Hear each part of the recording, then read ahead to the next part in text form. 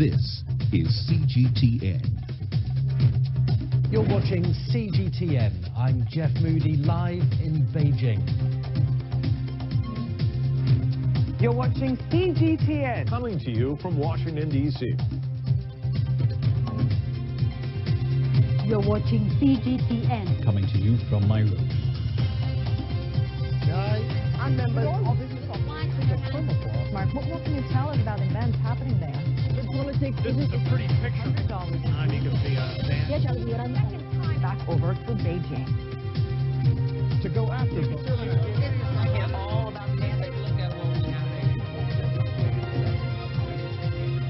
This is CGTN.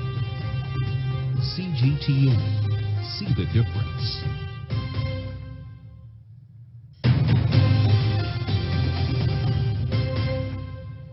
Welcome back. The death toll from Sunday's mass shooting in Los Angeles has reached 59, including gunman Stephen Paddock.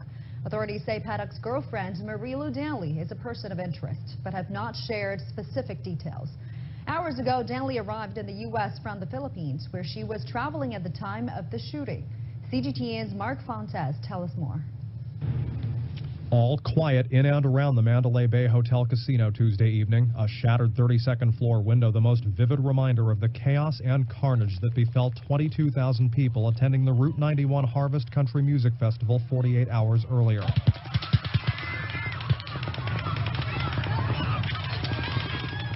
This was unfortunately very high caliber rifle, and so the fragments and fracture patterns are a little bit different than we usually see with a handgun, and some devastating wounds associated with such a high caliber. The response by locals has been largely positive, with dozens donating blood and helping with other relief efforts any way possible. The response by authorities swift. 62-year-old Marie-Lou Danley, the girlfriend of shooter Stephen Paddock, has returned to the U.S. from the Philippines for questioning. She was not with him when he checked in. We have discovered he was utilizing some of her identification. Officials hope Danley can shed further light on Paddock's planning of the attack, including setting up cameras at numerous locations and how Paddock may have obtained 12 bump stocks, devices that allowed many of the 23 guns found in his hotel room to fire like automatic rifles. We've had conversation with her, and we believed her at this time not to be involved, but obviously that will be, that investigation will continue. But with Paddock dead, authorities may never know the reason why this successful accountant and well-liked family man engineered the largest mass shooting in modern U.S. history, claiming dozens of innocent lives. Mark Fontes, CGTN. The Las Vegas massacre joins a growing list of mass shootings in the U.S., but there's a split in Congress surrounding gun control. Democratic Party leaders demand stricter regulations, while Republicans seek even less restrictions. Now, CGTN's Patrice Howard tells us more about this debate. The moment one man sprayed a Las Vegas concert crowd with hundreds of bullets, with deadly results.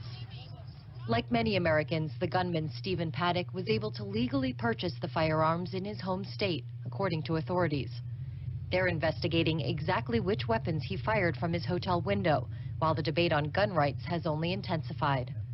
U.S. President Donald Trump says he will address the issue, but not now.